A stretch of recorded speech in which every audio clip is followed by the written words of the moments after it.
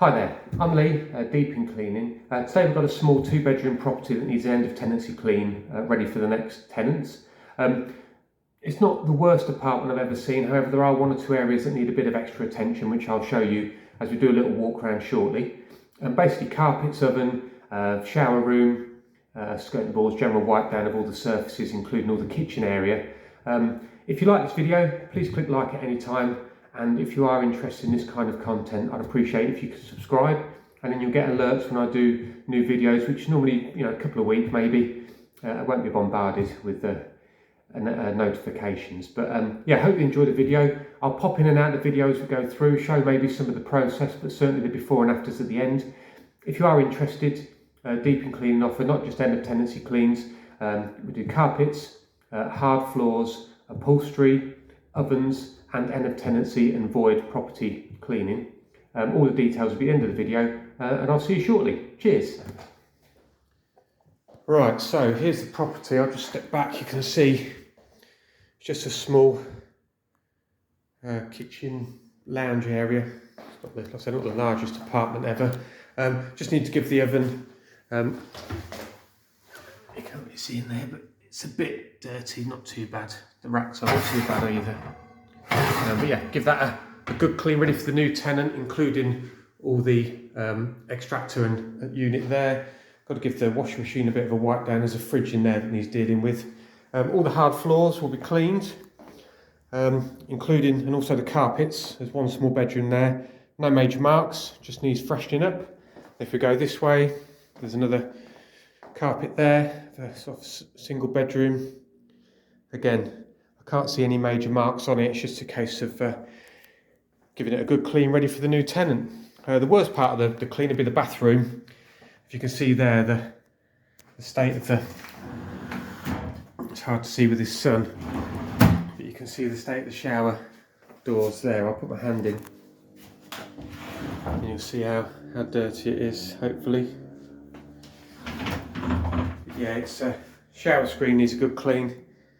And also the chrome work and things where it's just got watermarks and stuff on it. Shower head, not too bad, but we'll get some limescale remover on there. But yeah, like I say, it's not the biggest property in the world, but it does need a clean, ready for the new tenant, and I'll see you in a bit. Right, so we're going to start with the oven and the extractor hood on this clean. You can see there, there's a few marks around the hood. You can see all sorts of smear marks and things where they've all been tried to be cleaned before. Glass on there. There's bits of dirt and grease on top here and be underneath. The extractor itself is a bit yellow. See the grill there, it's got a bit of a tinge to it. The oven top, not too bad, seen worse. If you go into the oven, you can see here the dirt on the glass. There's quite a bit there. And then looking inside the oven, I mean these racks are the wrong way around. They'll be spun around when we clean. But if I clean that up, let's see. Get the pan out well. The actual oven itself is dirty. You see all the food marks around there. At the sides, got a fixed element there, so we'll get around there as best we can.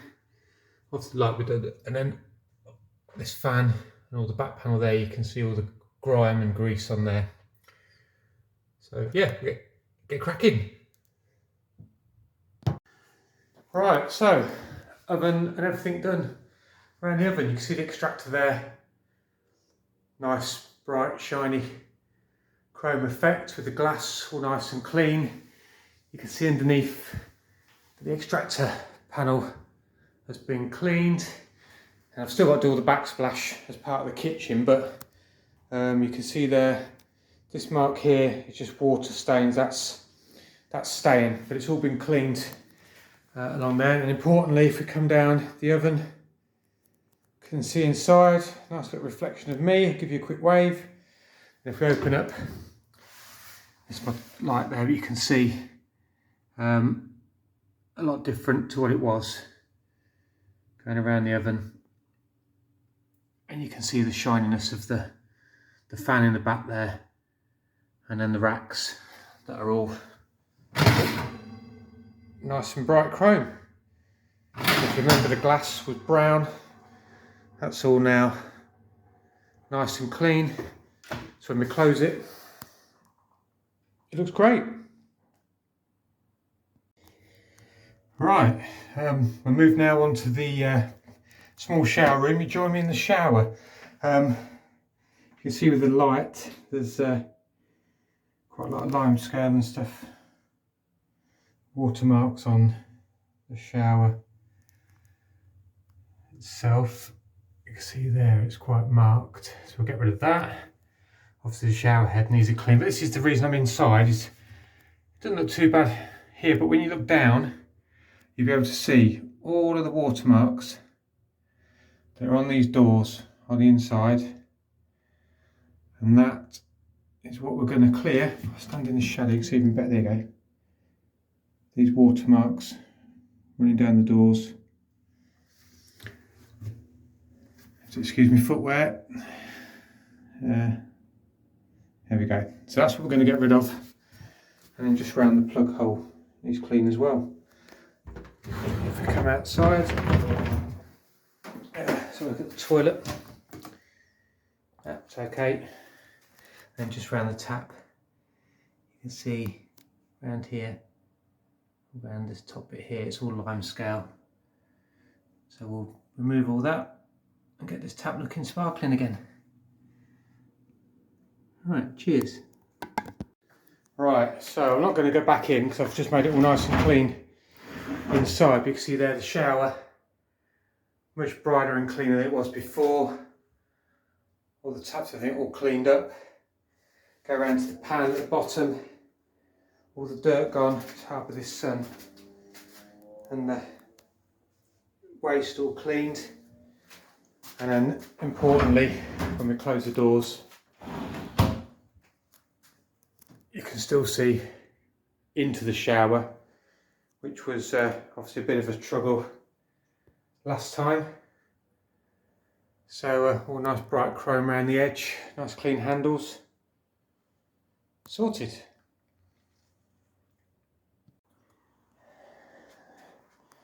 All right, on the back there's the rotary.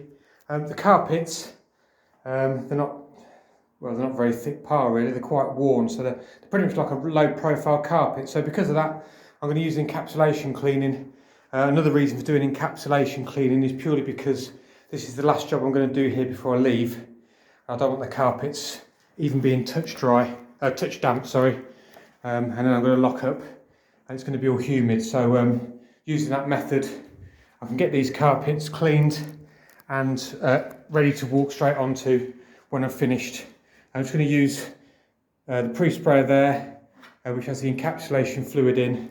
Basically, I do a little section at a time and then go over it with the pad, which is on the bottom of here.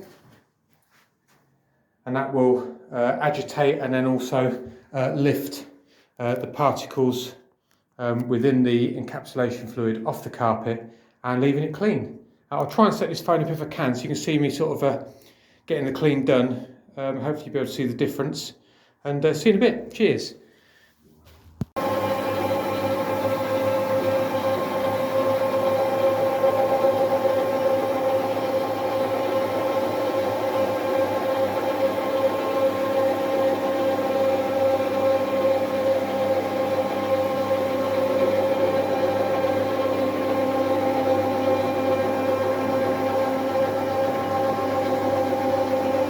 If you can hear me, but it's quite hard doing this one-handed whilst holding the phone to film, but I'll go over this section again. But this gives you just the idea of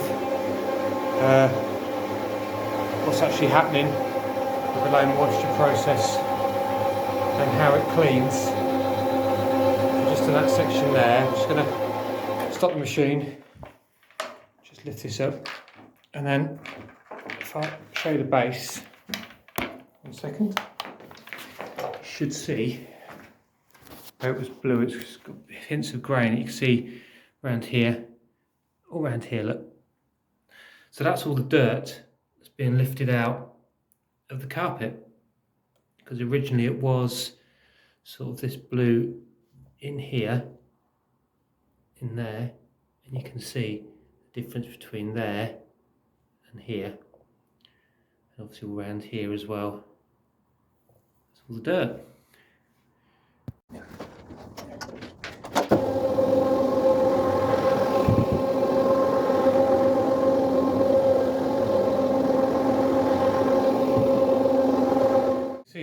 So you can see there, that's the one of the rooms has been rotary cleaned. You can see the line where it's sort of zigzagging. That's where the machine has been passing left to right, right to left, all the way through, ensuring we go right up to the skirting boards down the side of the room. But I don't leave it like that. I mean, that's clean, but if you have a look in 1 second. All right, so using this toothed carpet rake here, just raked it so it gets rid of most of those lines, keeps the pile up and helps it dry much better. If I was using hot water, obviously this is low moisture, so it's pretty dry anyway, but it's always nice just to leave the carpet groomed for the customer. Brilliant. Right,